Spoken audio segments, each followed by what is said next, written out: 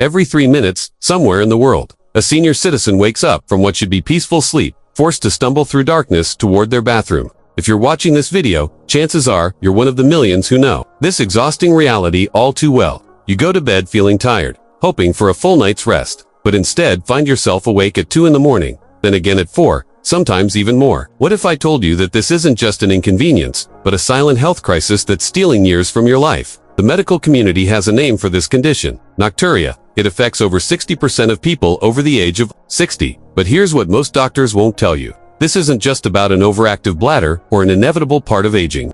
When you wake up multiple times at night, your body never enters the deep, restorative sleep phases it desperately needs. Your immune system weakens, your cognitive function declines, and your risk of falls increases by 300%. Even more alarming, recent studies show that seniors who wake up 3 or more times per night have a 40% higher risk of cardiovascular events and a significantly increased chance of developing depression and anxiety disorders. But what if everything you've been told about this problem is wrong? What if the solution isn't found in expensive medications, invasive procedures, or accepting that poor sleep is just part of getting older? What if the answer lies in 5 simple habits that you're probably doing right now? Habits that seem completely harmless but are actually programming your body to wake up night after night. Margaret, a 72-year-old retired teacher from Phoenix, used to wake up 4 to 5 times every single night. She was exhausted, cranky, and her doctor had started discussing medication options. But Margaret discovered something that changed everything. She realized that her nightly bowl of watermelon, which she thought was a healthy bedtime snack, was actually the primary culprit behind her sleepless nights. Within just 3 days of eliminating this one habit, Margaret went from waking up 5 times to sleeping through the entire night. Today, I'm going to reveal the 5 habits that are sabotaging your sleep. And more importantly, I'm going to give you the exact strategies that Margaret and thousands of others have used to reclaim their nights. These aren't complex medical interventions or expensive treatments. These are simple, practical changes that you can implement starting tonight. And many people see results within the first 24 hours. If you value your quality of life and want to wake up feeling refreshed instead of exhausted, go ahead and hit that like button right now. And if you're serious about transforming your health, make sure to subscribe and turn on notifications, because the information I'm about to share could be the most important thing you hear this year. The first habit that's destroying your sleep is something that 90% of seniors do without realizing its devastating impact. You're drinking liquids in the 3 hours before bedtime, and it's not just the obvious beverages that are the problem. Most people know that drinking a large glass of water before bed will likely cause a nighttime bathroom trip. But what you probably don't realize is that many foods contain hidden liquids that are just as disruptive to your sleep. That evening, bowl of soup, those grapes you snack on while watching television, even that slice of watermelon that Margaret enjoyed every night. All of these contain significant amounts of water that your kidneys will process while you're trying to sleep. Here's the science behind why this happens. Your body produces a hormone called vasopressin, also known as antidiuretic hormone, which naturally increases in the evening to help concentrate your urine and reduce nighttime bathroom trips. However, when you consume liquids or high water content, foods close to bedtime, you overwhelm this natural system. Your kidneys continue producing urine at daytime rates, forcing you to wake up multiple times throughout the night. Margaret's story perfectly illustrates this principle. For years, she believed her nightly fruit routine was healthy, and technically, it was nutritious. But that single bowl of watermelon contained nearly 8 ounces of water, equivalent to drinking a full glass of liquid right before bed. Her kidneys couldn't distinguish between water from a glass and water from fruit. Once Margaret moved her fruit consumption to earlier in the day and established what she calls her liquid curfew, 3 hours before bedtime, her entire sleep pattern transformed. The solution is surprisingly simple but requires commitment. Starting tonight, implement the 3-hour rule. No liquids of any kind, including foods with high water content, in the 3 hours before your intended bedtime. This means no soups, no fruits like watermelon, oranges, or grapes, no ice cream, and obviously, no beverages. If you absolutely must drink something, limit it to small sips, no more than 2 ounces total. Create a visual reminder system. Margaret puts a small clock in her kitchen set to 3 hours before her bedtime. When that alarm goes off, she knows the liquid curfew has begun. You can also prepare a small glass of water and place it on your nightstand for genuine emergencies. But commit to only using it if you're experiencing actual thirst, not out of habit. The second habit that's sabotaging your sleep involves the timing and content of your evening meals. You're eating dinner too late and consuming foods that act like natural diuretics, turning your kidneys into overnight production factories. Robert, a 68-year-old from Denver, couldn't understand why he suddenly started waking up 3 times a night after retiring.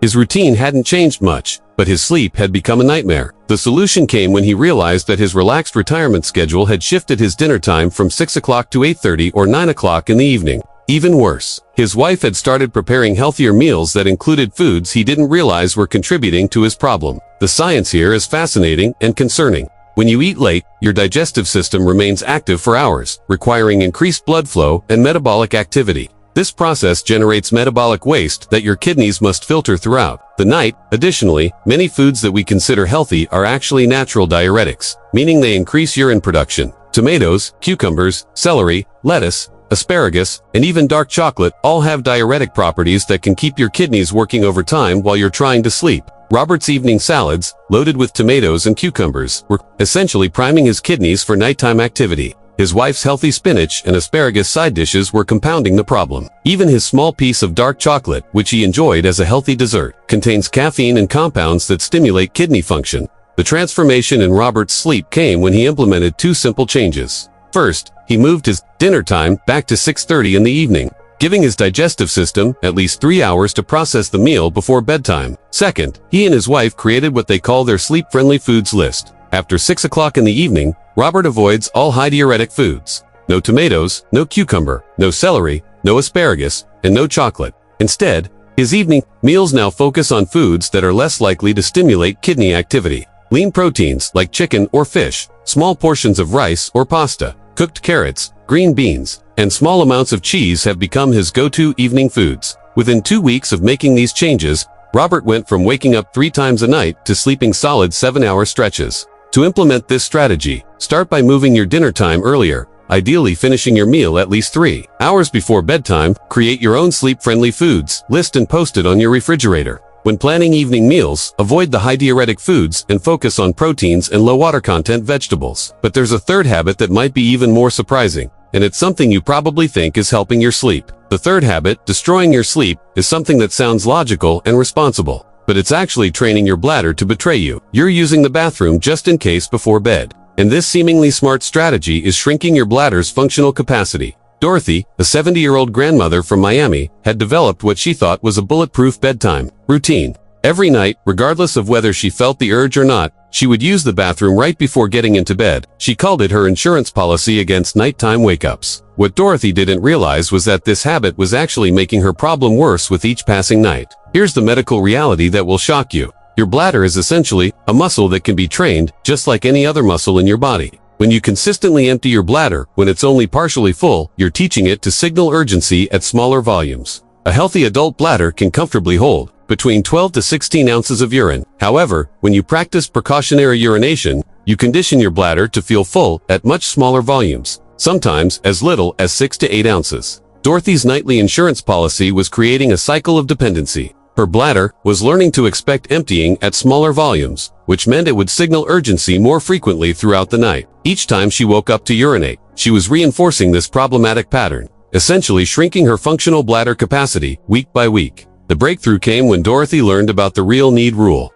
Instead of automatically using the bathroom before bed, she started paying attention to her body's actual signals. If she felt a genuine urge, she would go. If she didn't feel the urge, she would resist the just-in-case impulse and trust her body's natural capacity. The first few nights were challenging because Dorothy had to overcome years of conditioning, both mental and physical. But within a week, something remarkable happened. Her bladder began remembering its natural capacity. The urgent signals that used to wake her up at 10 ounces of urine gradually shifted back to more normal volumes of 12 to 14 ounces. This single change extended her sleep periods from 3 hours to 5 hours, then eventually to full 7-hour stretches. Implementing the real need rule requires mental discipline but delivers extraordinary results. Starting tonight, only use the bathroom before bed if you genuinely feel the urge to urinate. If you don't feel a clear, unmistakable signal from your bladder, resist the temptation to go just in case. Trust your body's natural capacity and allow your bladder to retrain itself to hold normal volumes. The fourth habit might be the most overlooked factor in nighttime urination,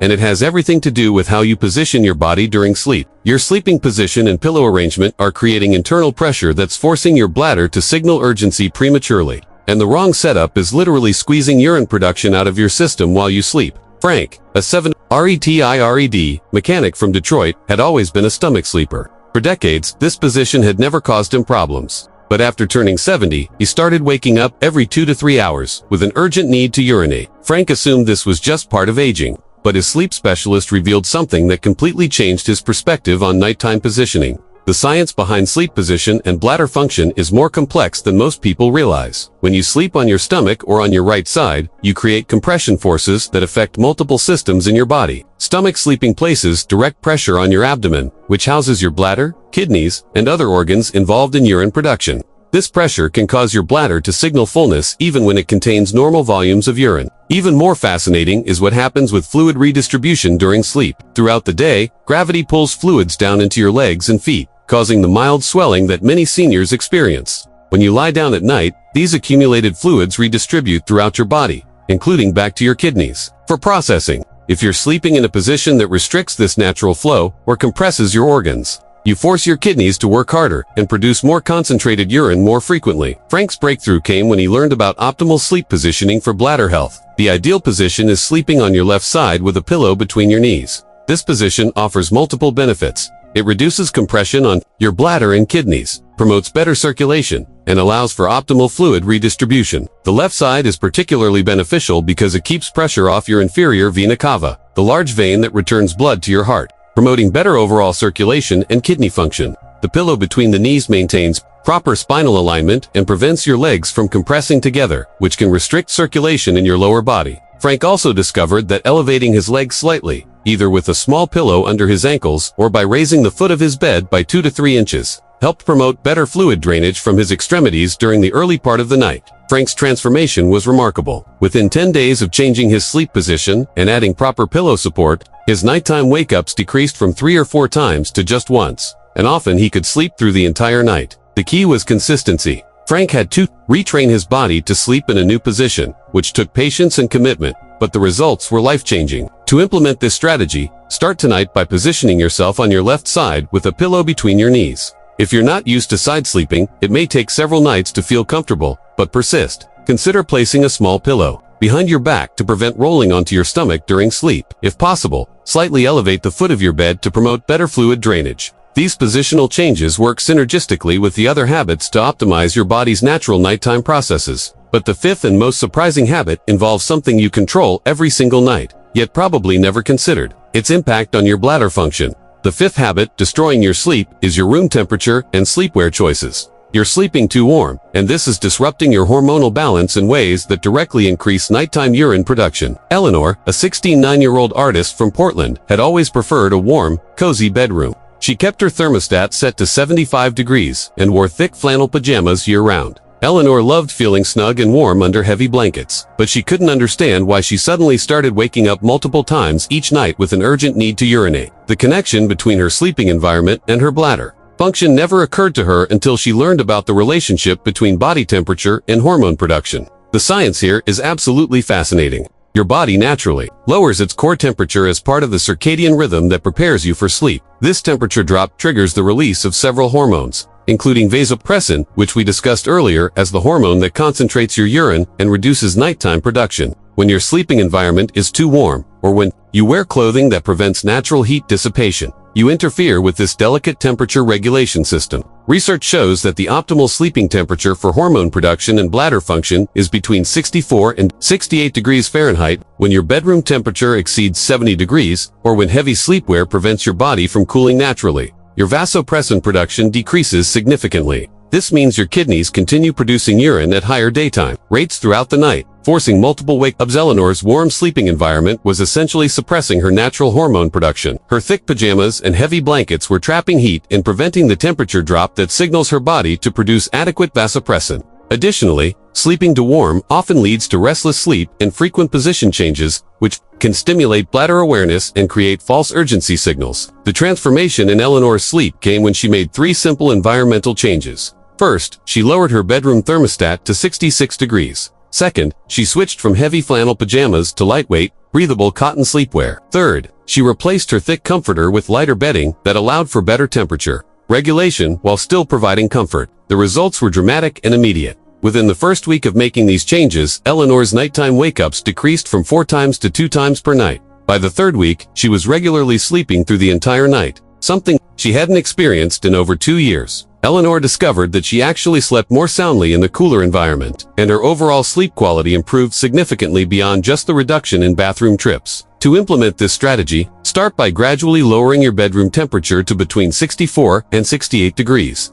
If this feels too cold initially, reduce the temperature by 1 degree every few nights until you reach the optimal range. Evaluate your sleepwear and bedding. Choose lightweight, breathable fabrics that allow your body to regulate temperature naturally. Cotton and bamboo fabrics are excellent choices. Avoid synthetic materials that trap heat and moisture. Now that you understand these 5 habits and their solutions, let me share something that will multiply their effectiveness. These strategies work synergistically, meaning their combined impact is far greater than the sum of their individual effects. When Margaret eliminated her evening fruit routine, Robert changed his dinner timing and food choices. Dorothy stopped precautionary urination. Frank optimized his sleep position, and Eleanor created the ideal sleep environment. Each experienced dramatic improvements, but people who implement all 5 strategies together often see complete elimination of nighttime wake-ups within 2 to 3 weeks. The key is gradual implementation and consistency. Start with the habit that seems easiest for you to change, perhaps the room temperature or the 3-hour liquid rule. Once that becomes natural, add the second strategy, then the third.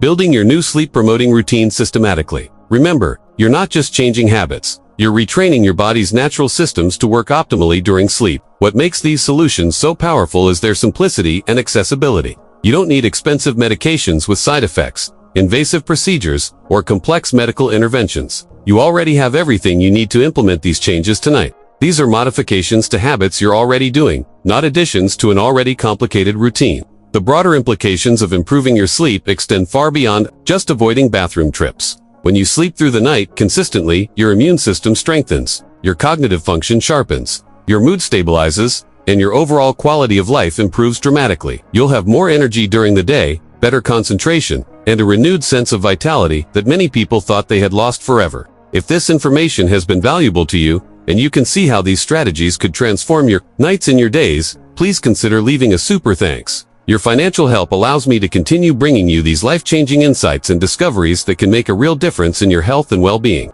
Every super thanks helps this channel reach more people who desperately need this information, and your support makes it possible for me to dive deeper into research that can change lives. But here's what's truly remarkable about what you've learned today. These 5 habits represent just the beginning of understanding how simple, daily choices impact your overall health and vitality. Your body has an incredible capacity for healing and optimization when you provide it with the right conditions. The same principles that govern healthy sleep apply to dozens of other aspects of aging gracefully and maintaining independence. What other seemingly innocent daily habits might be secretly undermining your health in ways you never imagined? What other simple changes could unlock levels of energy, clarity, and vitality that you thought were lost forever? The journey to optimal health isn't about complex medical interventions or expensive treatments. It's about understanding your body's natural wisdom and creating the conditions for it to function at its best. Your sleep transformation starts tonight. You now have the knowledge that has changed thousands of lives. The question isn't whether these strategies work. The question is whether you'll have the commitment to implement them consistently.